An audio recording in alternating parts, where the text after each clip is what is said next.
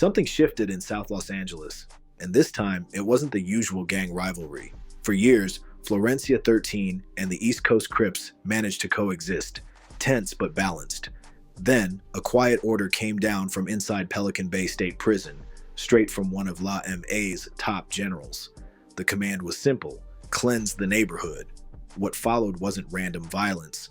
It was a coordinated green light, cold, calculated, and racially charged, a campaign meant to remind every set in the city who truly ran the streets. This is the story of how the Mexican Mafia declared war on the East Coast Crips, the chaos that followed, and how that war eventually led to one of the most unexpected truces in LA history.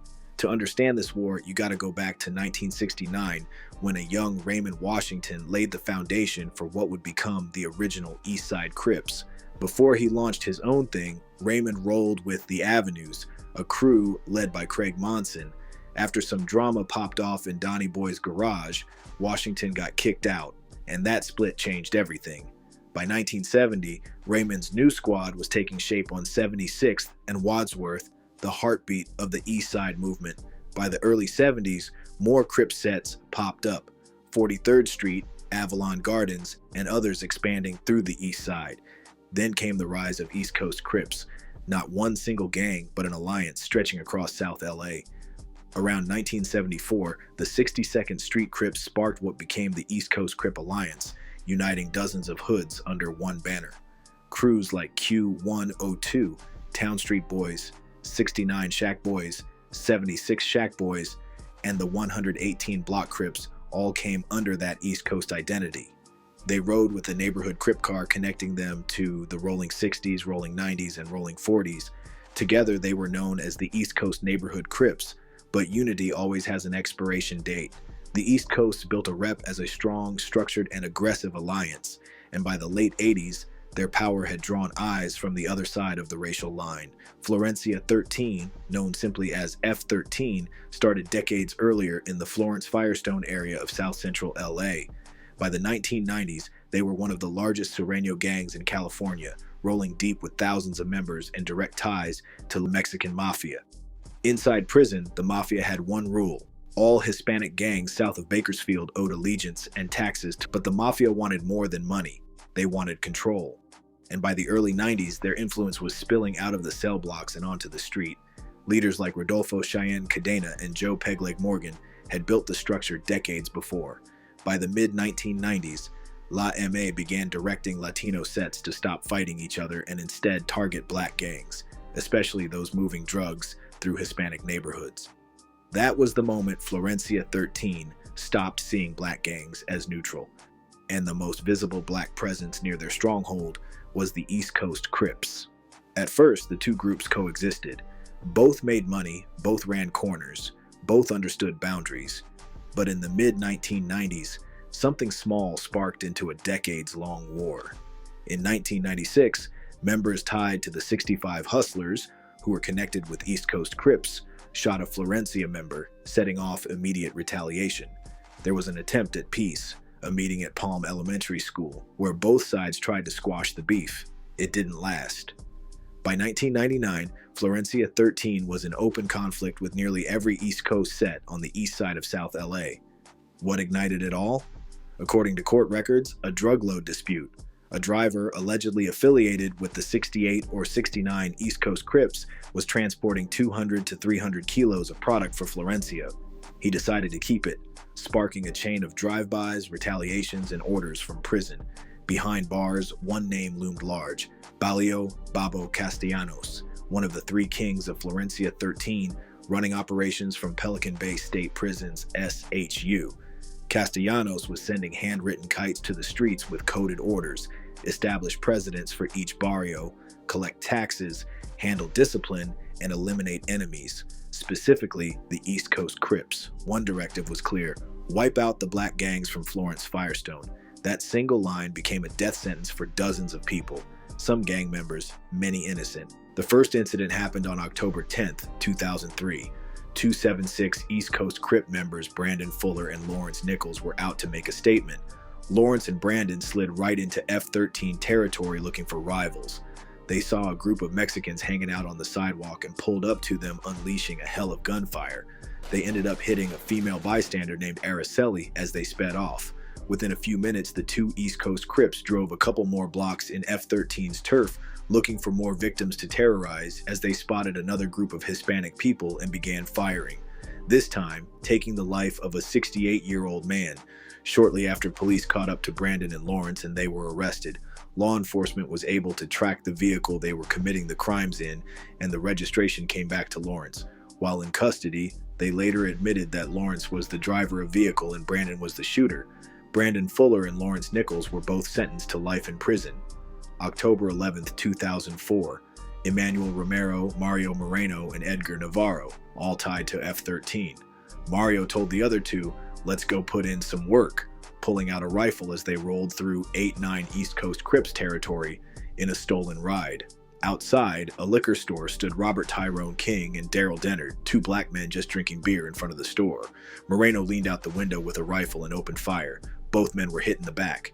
Dennard died at the scene and King barely survived. Both men struck were not gang affiliated whatsoever. Romero and Moreno were charged with first-degree murder and attempted murder, plus gun and gang enhancements.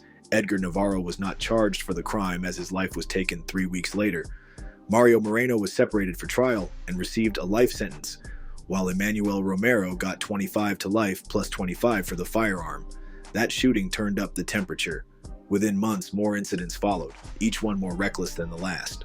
November 21st, 2004, Carlos Nava from Florence-13 shot and ended the life of Marlon Miller as he exited a gas station. One shot to the head was fatal. The very next day, his homie Raymond Perez was arrested for a separate shooting. While in holding at the police station, he called Carlos Nava, discussing their roles in both shootings. In other words, they were trying to get their stories straight and wanted them to keep quiet about any details for the time being. But stupidly, this call was made at the police station, and while caught in the moment, the police listened and recorded all phone calls made at the station, making their job, in this case, much easier. Shortly after, Carlos Nava was arrested by authorities, and he admitted to the two shootings. Carlos also would admit that he was pressured by his friend Raymond to commit the act. Carlos would say that Raymond told him that an East Coast Crip member was at a gas station and to shoot him on sight. Carlos Nava received 90 years to life. April 15, 2005, Colleen Enriquez was sitting on her porch in Florence-Firestone when she saw a confrontation explode.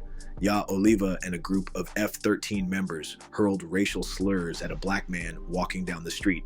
15 minutes later, that same man came back with another black male, Stephen Patterson. Colleen recognized Patterson. She'd seen him around 66th Street before. What happened next turned the neighborhood into a war zone. The two black men opened fire toward the F-13 group. Oliva was killed instantly, shot in the face. Police rounded up suspects, and Patterson was arrested, tried, and sentenced to 50 years to life, but this killing didn't settle the score. It intensified it. Detectives discovered graffiti marking Florencia 13 versus 66 East Coast Crips battles. The whole zone became a free-fire district. May 29, 2007, a lady named Karina and her boyfriend Manuel Figueroa were getting tacos at a truck in East Coast Crip neighborhood. Karina and the kids waiting for Manuel to return from the taco truck with the food. Karina went to go get the drinks and walked back to the car. Manuel heard gunshots while waiting at the truck. He saw his girlfriend Karina fall. He would see a man, Jason Martin, running away from the scene with a gun in hand. Manuel ran to the car to find his kids screaming, and Karina, who took a gunshot to the head, lost her life. A witness, Carlos Gomez, saw the whole thing from his apartment balcony. He saw Jason running down 62nd and Main Street. Jason would notice him watching and fired at the balcony, but Carlos was unharmed. On June 1st, 2007, Jason was arrested and they searched his home. Inside the home, police found notebooks and photos of his allegiance to East Coast Crip. They uncovered that he referred to himself as the gang moniker Spook 2 or Little Spook. Law enforcement later tied the name on walls disrespecting F-13 and the Mexican race. Jason Martin had no alibi and claimed he did not remember where he was on the same night of the shooting. As a result, Jason Martin was sentenced to 25 years to life. Then came Operation Joker's Wild, a joint task force between the LA County Sheriff's Department, DEA, ATF, and ICE. The investigation revealed that F-13 was launching racially motivated ambushes across Florence-Firestone. Gang members were driving through black neighborhoods, shooting at anyone they thought was an enemy, even random pedestrians. These weren't impulsive hits. They were organized under La MA's green light policy. June 2005, authorities began wiretapping two key figures, Alberto Sugar Hernandez and Manuel Frog Hernandez, both shot callers for Florencia 13. Phone intercepts caught them plotting new attacks and coordinating taxes from the drug trade. Then the violence hit a new low. That year, Frog spotted Romeo Bryant, a 32-year-old black man walking home from work. Bryant wasn't a gang member. Frog asked, "Where you from?" Bryant said he was neutral, and Frog shot him anyway. By mid-2005, LA County Sheriff's detectives counted dozens of racially motivated shootings in Florence-Firestone alone. They realized the F-13 war had expanded beyond gang politics. It was ethnic cleansing on city streets. Later that year, another case rocked the neighborhood. September 3rd, 2005, two teenagers, JM, 15, and DJ, 17, were leaving a store in East Coast territory when a van rolled up. Inside were Frank Silva, Edward Dela Cruz, and Robert Contreras, all from Florencia 13. Silva opened fire with a 9mm. Dela Cruz backed him up with a shotgun. DJ was hit in the stomach, but survived after 3 surgeries.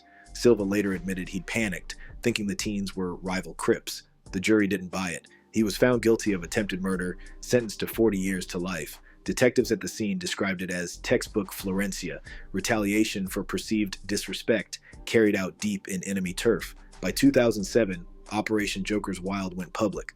The feds and local agencies hit Florencia 13 with one of the largest gang indictments in U.S. history. 102 members charged, 97 arrested, and 94 convicted. Charges ranged from murder and attempted murder to drug trafficking, extortion, and racketeering under the RICO Act. But one man was untouched: Babo Castellanos, the puppet master in Pelican Bay. He was already serving life in isolation, still sending orders through coded letters. Pulling him out for trial was considered too dangerous. He had too much influence even behind bars. The crackdown crippled the gang's street hierarchy, but not its spirit. F-13 adapted, moving from open violence to money operations, underground casinos called casitas, illegal weed shops, and protection rackets. The last wave of violence tied to the Florencia 13 versus East Coast Crips conflict hit in 2017. 2 brutal cases that showed how deep this war had sunk into South LA. The first incident happened on February 21, 2017. Keyshawn Thompson, a member of 7-6 East Coast Crips, lured a Mexican man connected to the Polk Street clique of Florencia 13 into an alley. There, Thompson started disrespecting F-13, then pulled a gun. He opened fire, hitting the target and 2 other men nearby before fleeing the scene. Detectives caught up to Thompson within weeks, connecting him not only to that shooting, but also to another case involving an ex-girlfriend. When the case went to court, the judge didn't hesitate. 165 years to life for the 3-man shooting and the separate domestic attack. Then came the second case just 6 months later, August 19, 2017, a warm summer evening on 77th Street. A group of Mexican cyclists, Nancy Florencio, Manuel Maria, and Stephanie Gonzalez among them, were riding when they got into a confrontation with the driver of a white pickup truck. Moments later, a black Honda pulled up. Shots rang out. Stephanie was hit, but survived. Nancy took a round to the shoulder, and Francio Florencio, later confirmed to be a Florencia 13 member, was struck in the back and died at the scene. The shooters were identified as Jalen Goldbolt, Sean Ray, and Brandon Wise, all from 7-6 East Coast Crips. Investigators learned the motive. A week earlier, Ray's car had been shot up in F-13 territory. This was retaliation, a get-back mission, but running their mouths sealed their fate. Brandon Wise was placed in a cell with an informant and bragged about who was in the car and the robberies they'd pulled. Jalen Goldbolt ended up in a cell with 2 informants and spilled even more, admitting Ray dumped the gun and that all 3 took part in the hit. When the dust settled, the sentences were staggering. Jalen Goldbolt, 230 years to life. Sean Ray, 230 years to life. Brandon Wise, 107 years to life. 3 lives gone to prison forever, and another lost in the street, all because the cycle of revenge never stopped turning. By 2019, the cycle of war finally began to cool. After decades of bloodshed, Balio Babo Castellanos from Florencia 13 and Paul Lil Doc Wallace from the 69 East Coast Crips started meeting behind the scenes. It took only 3 sit-downs to do what years of law enforcement couldn't. They agreed to a truce. Announced in September 2019, the peace held. Today, the war that once turned Florence-Firestone into a war zone is mostly silent. F-13 has shifted focus, opening unlicensed weed dispensaries, taxing underground businesses, and running those casitas for steady income. They've evolved from soldiers to businessmen, but the streets still remember the era when a single order from La MA turned South LA into a battlefield. That's the full breakdown. I'd ask you to please like, comment, and subscribe. And don't forget to ring that bell for notifications. More stories coming soon. Until then, watch your step and respect the streets.